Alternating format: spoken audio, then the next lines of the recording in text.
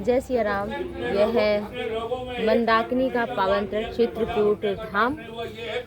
प्रभु श्री राम जी चित्रकूट में 14 वर्ष तक निवास किए थे और ये स्फटिक शिला है। यहाँ भक्त परिक्रमा कर रहे हैं। इसकी बड़ी पावन कथा आती है कि प्रभु श्री राम चित्रकूट में निवास करते हुए स्फटिक शिला पर विराजमान थे। श्री जानकी माता का श्रृंगार करने के लिए जंगल से प्रभु श्री राम पुष्प लेकर के आए और सीता जी का श्रृंगार किया। इंद्र के पुत्र थे जयंत, जो कौवा का रूप धारण करके भगवान राम की परीक्षा लेने के लिए आए और सीता जी के चरणों में जयंत ने कौवे के रूप में चोंच मार दिया, जिसके कारण सीता जी के चरणों से खून बहने लगा, रक्त प्रवाहित हो गया।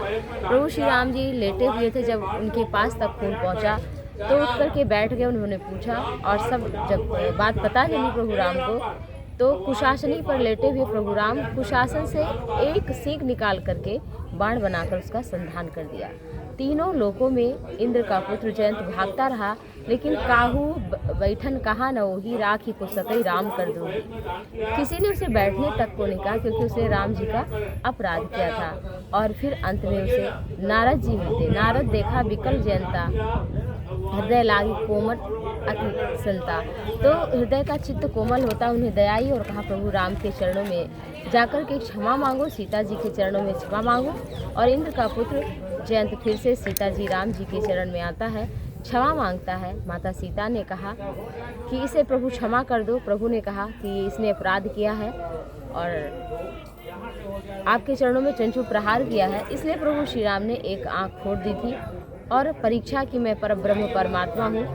जयंत को लगा था कि ये कैसे भगवान है जो एक नारी का श्रृंगार कर रहे हैं, रावण का वध कैसे करेंगे। उनके बल की परीक्षा लेना चाहता था, भगवान श्री राम का बल देखना चाहता था।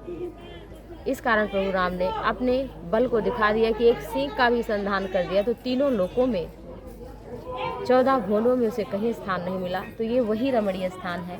इसके दर्शन मात्र से संपूर्ण पापों का शमन होता है और माँ मंदाकिनी यहाँ पर प्रवाहित हो रही है। बड़ी शीतलता है, बड़ी सौम्यता है, खूबसूरत स्थान है। आप सभी भी इसका दर्शन करें।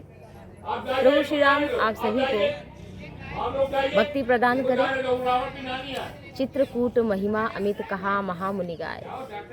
तो इसकी बड़ी महिमा है। बैकुंठ छोड़कर प्रभु अयोध्या में आए और अयोध्या को छोड़कर फिर प्रभु चित्रकूट में आए। तो बैकुंठ से अयोध्या से बढ़कर के उस समय चित्रकूट की महिमा हुई थी, जहाँ प्रभु ने 12 वर्ष तक साधु वेश में रहकर ब्रह्मचारी रूप में विराजमान रहे। जय सिया राम।